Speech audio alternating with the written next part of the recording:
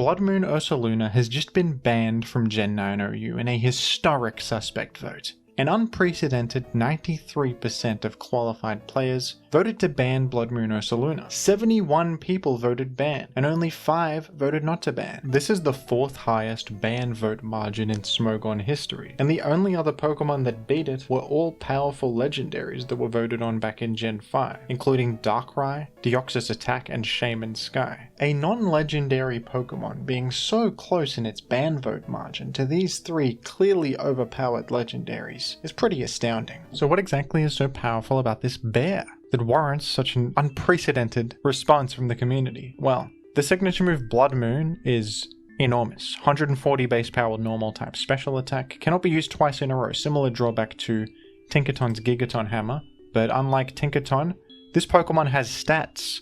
It's got excellent bulk.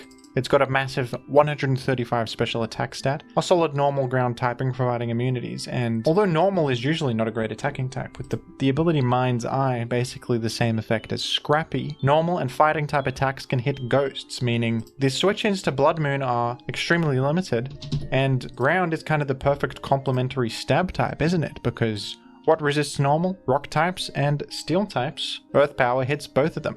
So this stab combination is pretty damn ridiculous, isn't it? And there are ways to counteract this, specific ways. I mean, you can play around a Bloodmoon spam with Protect. The Pokemon Corviknight does in fact resist both Bloodmoon and is immune to ground, but then the issue becomes, how can Corviknight 1v1 a Calm Mind set, even though it can shrug off a Bloodmoon and it's immune to ground? Ursaluna has Calm Mind, which is excellent on such a bulky Pokemon.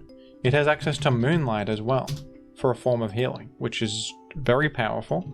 It has access to Vacuum Wave for a form of priority that can actually hit ghosts. And I mean, this thing can snowball out of control very quickly. Some forms of counterplay people came up with were Special Defense Clefable with Unaware was able to ignore the Calm Mind boosts and kind of 1v1 it with its own Calm Mind boosts, but you have to invest pretty heavily in special defense for this to work, and whenever there's such specific counterplay to something, I mean, it's kind of emblematic of that thing being a problem. This can work, and some people were running Gliscor with Substitute and Protect to play around the Bloodmoons. You're obviously immune to Earth Power, you resist Vacuum Wave, and you can play around the Bloodmoons with Substitute and Protect to punish the effect that it can't be used twice in a row. Other than this, very specific counterplay, wasting movesets on Gliscor, running an otherwise suboptimal Clefable set, there really aren't that many things that can withstand this coverage combo, and the things that can are way too specific. And people always, in these situations, they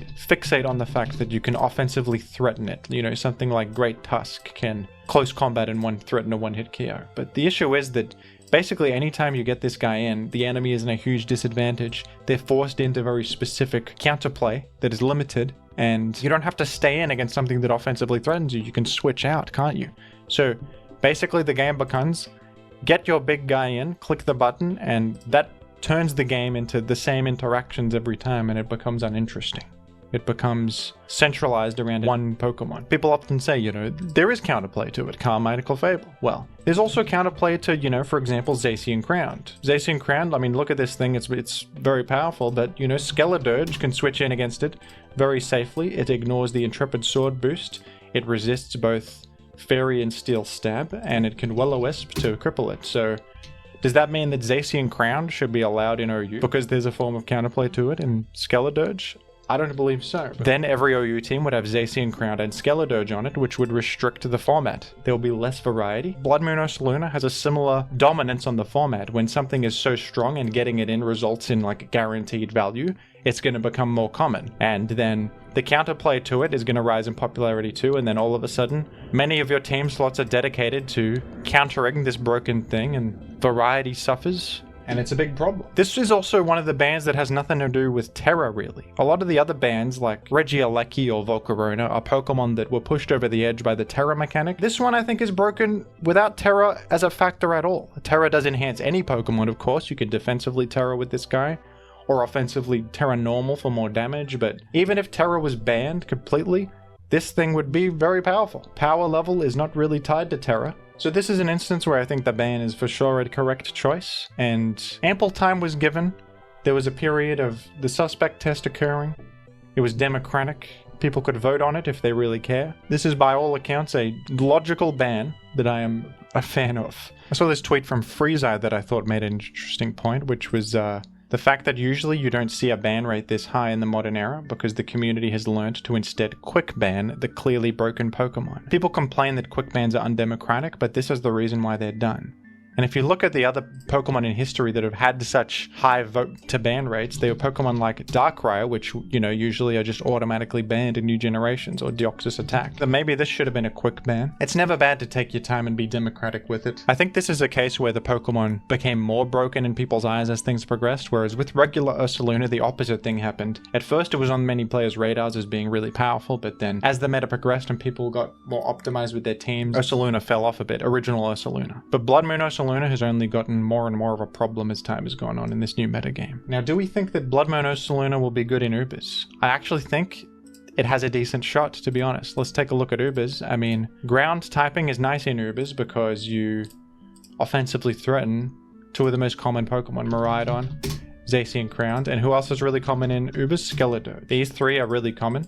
You threaten all of them. Ground typing is also great defensively for entry points against Miraidon. And Bloodmoon Earth Power is a similarly great type combination even in Ubers. I think that this will actually be a usable Pokemon. Probably won't be at the forefront, but it has solid traits going for it that sound powerful in Ubers. To be honest, folks, about Ursaluna Bloodmoon, I thought from the beginning that this was kind of a poor Pokemon design. In my video about Scald, I tried to have a positive outlook on one factor of Gen 9 that I appreciate, which is the restriction on certain overpowered progress-making moves like Scald and Knockoff. I think they've done a good job restricting those moves to more specific Pokemon, not distributing them too liberally. But something I dislike about Gen 9 is the way that they design offensive Pokemon.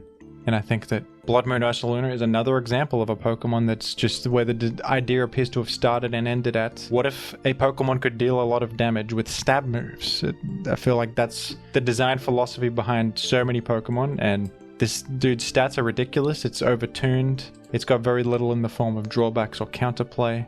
Hopefully the OU metagame can achieve a state of balance in the future. I think we're getting there, and I agree with this ban.